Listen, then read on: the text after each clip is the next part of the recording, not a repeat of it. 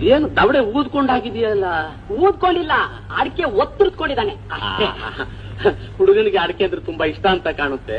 ಹಾಗೇನಿಲ್ಲ, ಯಾವಾಗ್ಲಾದ್ರೂ ಸಿಗರೇಟ್ ಸೇರಿದ್ರೆ ಬಾಯಿ ವಾಸನೆ ಬರ್ದೇ ಇರ್ಲಿ ಅಂತ ಸ್ವಲ್ಪ ಅಡಿಕೆ ಪುಡಿ ತಿಂತಾನೆ ಅಷ್ಟೇ. ಸಿಗರೇಟ್ ಸೇರ್ತಾರೇನು? ಯಾವಾಗ್ಲೂ ಇಲ್ಲ, ಯಾವಾಗ್ಲಾದ್ರೂ ಮಾಂಸ ತಿಂದ್ರೆ ಒಂದೋ ಎರಡೋ ಸಿಗರೇಟ್ ಕುಡಿತಾನೆ ಅಷ್ಟೇ. ಹುಡುಗ ಮಾಂಸ ತಿಂತಾನ? ನಿತ್ಯ ತಿನ್ನಲ್ಲ, ಯಾವಾಗ್ಲಾದ್ರೂ ಫ್ರೆಂಡ್ಸ್ ಜೊತೆ ಬಿಸ್ಕಿ ಬ್ರಾಂಡಿ ತಗೊಂಡಾಗ ಮಾತ್ರ ಅಷ್ಟೇ. ಕುಡಿಯೋ ಚಟನೂ ಉಂಟಾ?